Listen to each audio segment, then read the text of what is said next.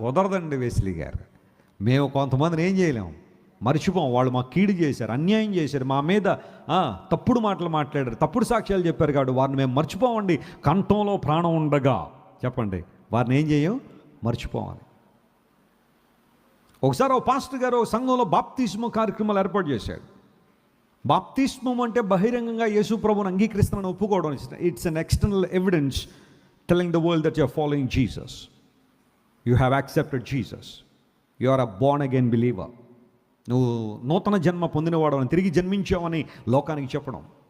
బాప్తిస్మ కార్యక్రమం అనేది చాలా ప్రాముఖ్యమైనది. సరే, సంఘం అంతా వచ్చారు. బాప్తిస్మ కార్యక్రమాల్లో పాల్గొనడానికి వచ్చిన వాళ్ళు కూడా వచ్చారు. సేవకుడు ఆ నీటిలో దిగాడు. ఒకరి తర్వాత ఒకళ్ళు బాప్తిజం తీసుకుంటున్నారు. బాప్తిజం తీసుకునేటప్పుడు కొన్ని ప్రశ్నలు అడుగుతారు. అందరూ వాటికి వర్బల్గా సమాధానం చెప్పాలి. ఇలా బుర్ర ఊపితే కుదరదు. కొంతమంది, యేసు ప్రభువుని రక్షకునిగా అంగీకరించావా? నేను కూడా ఇచ్చేటప్పుడు కొంతమంది, మరి అది ఏమనుకుంటారో, మాట్లాడితే ఏమన్నా ముత్యాలు రాలిపోతాయి అనుకుంటారో తెలియదు. నువ్వు నోరు తెరిచి చెప్పాల్సిందే. బుర్ర ఊపితే కుదరదు. వర్బల్ కన్ఫెషన్ అనేది ఉండాలి. ఎస్, యేసు ప్రభువుని రక్షకునిగా అంగీకరించావా? అవును. ఆయన నీకోసం శిలువలో మరణించాడని నమ్ముతున్నావా? అవును. ఆయన మరలా తిరిగి రాబోతున్నాడని విశ్వసిస్తున్నావా? ఎస్. ఎన్ని శ్రమలు వచ్చినా ఆయన కోసం జీవిస్తావా? ఎస్.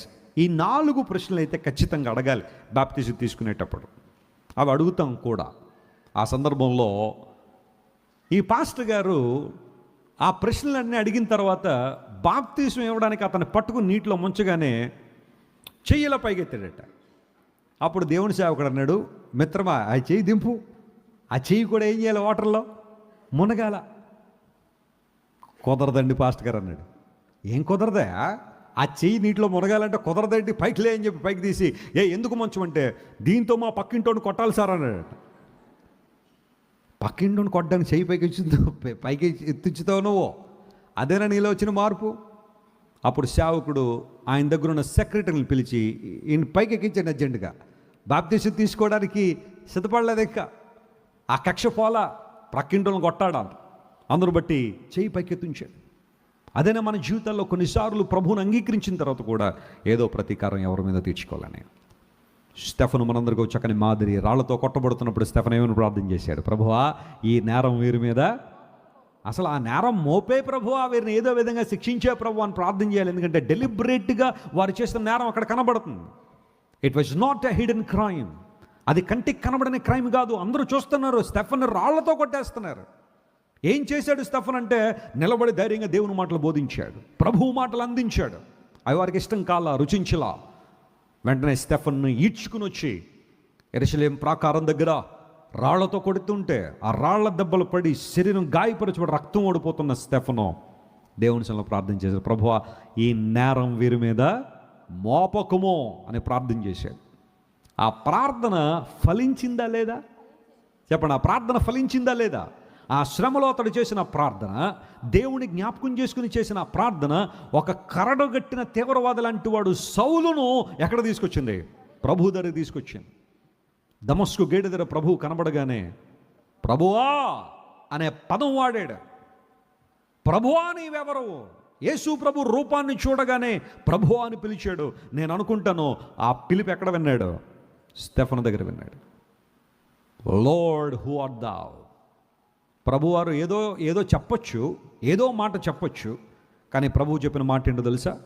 నేను స్వయంభవుణ్ణి, మహోన్నతుణ్ణి, సర్వోన్నతుణ్ణి, సర్వసృష్టికర్తను, మంచి కాపురిని, ఆ దేవుణ్ణి, ఈ దేవుణ్ణి అని ప్రభు చెప్పొచ్చు. చాలా ఇంట్రడక్షన్ ఇవ్వచ్చు. నువ్వు ఎవరు అని అడిగితే, కొన్నిసార్లు కొంతమంది అడుగుతుంటారు కదా, మీ గురించి మీరు ఇంట్రడ్యూస్ చేసుకోండి అంటే కొంతమంది ఇంట్రడక్షన్ ఉండదు, మామూలుగా ఉండదు. నువ్వు వినాలే కానీ 3 రోజులైనా చెప్తారు వాళ్ళ గురించి. కానీ ప్రభు ఆయన దగ్గరికి వచ్చి నువ్వెవరు అని చెప్తే, ఆయన ఆన్సర్ చెప్తే ఎంతకాలం వినగలం మనం? ఎంతకాలమైనా చెప్పగలడు ఆయన. But Jesus wanted to choose an answer to give to Saul. అతనున్న పరిస్థితికి అనుగుణంగా ప్రభు మాట్లాడాడు. నీవు హింసిస్తున్న యేసు నేను నిన్ను హింసిస్తున్నానా ప్రభువా? ఎప్పుడు నిన్ను కొట్టానో, ఎప్పుడు నీ మీద తప్పుడుగా మాట్లాడి నిన్నెందుకు హింసిస్తున్నానో? నీ సంఘాన్ని కదా. సౌలా విను, నన్ను నా సంఘాన్ని ఎప్పుడు నువ్వు వేరు చేయలేవు. చప్పట్లు కొట్టే దేవుని అయిపోవచ్చు. We both are one. The people who are bought by the blood of mine, they belong to me. వారు నాకు చెందిన వారు. నువ్వు నన్ను నా సంఘాన్ని ఎప్పుడు వేరు చేయలేవయ్యా సౌలు. సంఘం హింసించబడింది అంటే నన్ను హింసించినట్టే. సంఘం అపహాస్యానికి గురైంది అంటే అది నన్ను అపహసిస్తున్నట్టే. మన బాధల్లో, మన కష్టాల్లో, మన ఇబ్బందుల్లో మనతో సహానుభవం కలిగిన దేవుడు. ఆ ఒక్క ఆన్సర్ సౌలు జీవితాన్ని సంపూర్ణంగా మార్చేసింది. ఎంతగా ప్రజలతో మమేకమైపోయిన దేవుడు, ఎంతగా ప్రజల కష్టాల్లో సహానుభవం కలిగిన దేవుడు, ప్రజల ఇబ్బందుల్లో తన్ను తాను సంపూర్ణంగా వారితో కలిసి ఐక్యపరుచుకున్న దేవుడు, ఇంతకన్నా గొప్ప దేవుడు ఎవరైనా ఉన్నారా?